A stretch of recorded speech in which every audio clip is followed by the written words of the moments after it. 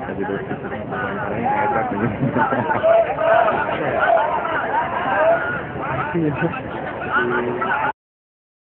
Sejumlah jalan di Jakarta terlihat sepi pada saat pemilu berlangsung.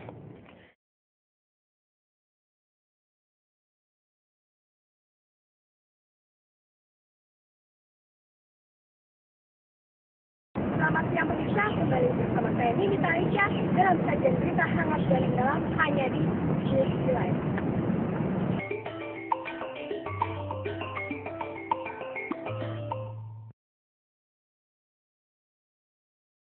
Ledakan bom kembali menghantam Jakarta.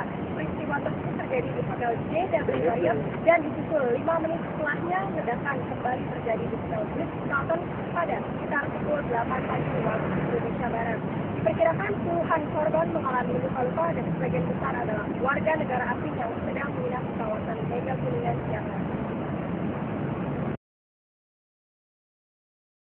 Dua ledakan bom bunuh diri mengguncang Hotel Ritz-Carlton dan JW Marriott di kawasan Mega Kuningan, Jakarta Selatan. Ledakan pertama terjadi di restoran Erlangga dari Ritz-Carlton pada pukul 7:45 waktu Indonesia Barat. Dijumpai wartawan di lokasi kejadian, anggota PDIP Theo L. Sambuaga menyesalkan adanya kejadian ini. Untuk mengetahui lebih jelas pada di tempat kejadian berlangsungnya ledakan bom, kami telah tersambung dengan rekan kami yang berada di TKP. Silakan rekan Putri.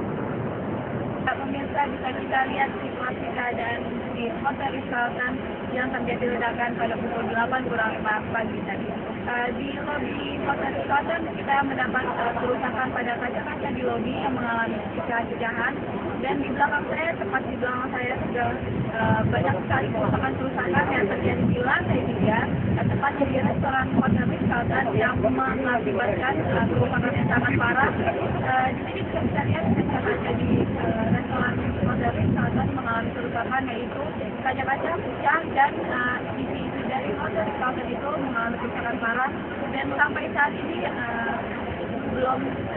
ini keadaan di restoran Hotel Ritz-Carlton belum sempat dievakuasi dikarenakan untuk penyidikan lebih lanjut. Jangan kemana-mana dulu pemirsa, saat lagi kami akan kembali informasikan tentang suasana jalan yang pemilu. Tetap di GSP Live.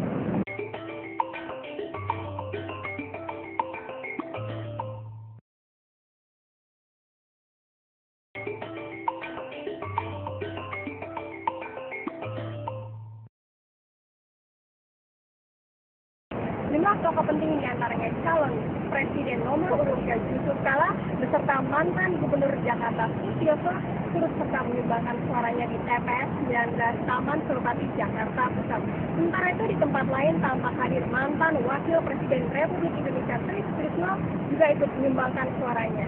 Para tokoh terpenting tersebut terlihat sangat antusias dalam mengikuti ajang pemilu kali ini. Kita simak beritanya. Pemilihan umum kali ini disambut hangat oleh seluruh masyarakat Indonesia, tak terkecuali para tokoh pemerintahan. Di TPS 19 Taman Suropati, Jakarta Pusat, terlihat mantan Gubernur Jakarta Sutioso beserta keluarganya. Masih dari TPS yang sama, Wakil Presiden yang juga calon Presiden nomor urut 3 Yusuf Kala tampak hadir didampingi Ibu Mufidah Kala. Yusuf Kala terlihat antusias dalam mengikuti kesempatan pemilihan presiden kali ini. Beliau menjalani proses demi proses jalannya pemilu dengan seksama. Dengan bangga, Yusuf Kala dan istri memamerkan jari mereka yang telah ditandai tinta. Di TPS 20, terlihat hadir Wakil Presiden zaman Orde Baru, Tri Sutrisno yang ikut menyumbangkan suaranya. Pak Dita, kalau dibandingkan dengan pemilu-pemilu yang lalu, kalau Bapak masih menjabat sebagai Wapres itu apa saja sih perbedaannya, dan menurut Bapak itu memang lebih bagus yang mana gitu? Dulu itu tidak sebetulnya iso yang mirip masih di MPR, dan wakil presiden. Yang contoh, saya dulu didatangi semua fraksi, baik itu P3, PDI, Golkar, ya, bahkan semua fraksi kompak di MPR memberikan kepercayaan kepada saya untuk Muhammad juga, kan? Saya bilang terima kasih atas kepercayaannya, ya. Dia mau. Tidak cukup. Masih tangan apa presiden? Mau nggak presiden? Dibantu oleh si A ini. Kalau enggak, misalnya tidak ditolak, milih lagi dia gitu. Jadi beda sistem pemilihan di tempat sekarang. Jadi lebih bagus yang mana Pak? Lebih tepat yang mana untuk sistem demokrasi di Indonesia Pak? Saya yang mengatakan demokrasi yang baik itu harus menjadi Pancasila. Dari berita tentang pemilu presiden, beberapa ruas jalan protokol Jakarta tampak lengang saat jalannya pemilu kali ini. Hal ini disebabkan karena pemerintah menetapkan libur nasional pada tanggal 8 Juli 2009. Suasana kota Jakarta tampak sepi seperti pada Jalan Dr. Satrio Jakarta Pusat yang biasanya dipenuhi arus lalu lintas. Kini terlihat lancar. Sebagian besar yang melewati jalan ini adalah kendaraan roda 2. Begitu pula ruas jalan menuju Tanah Abang dan kawasan Senayan tidak tampak adanya kepadatan kendaraan. Dari penetapan libur nasional, pemilihan presiden kali ini diharapkan masyarakat dapat berpartisipasi. Jangan kemana-mana dulu, saat lagi kami akan memberikan informasi tentang profesi chiropractor. Apa itu chiropractor? Saksikan terus.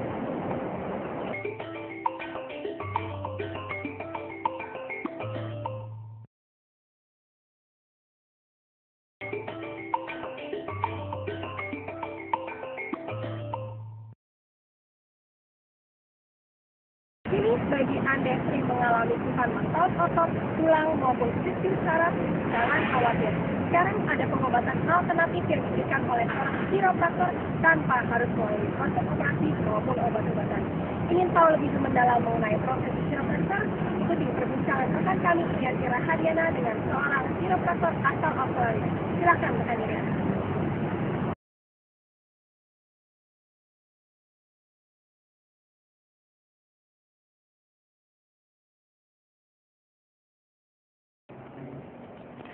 Chiropraktor. Profesi ini mungkin masih asing di telinga Anda.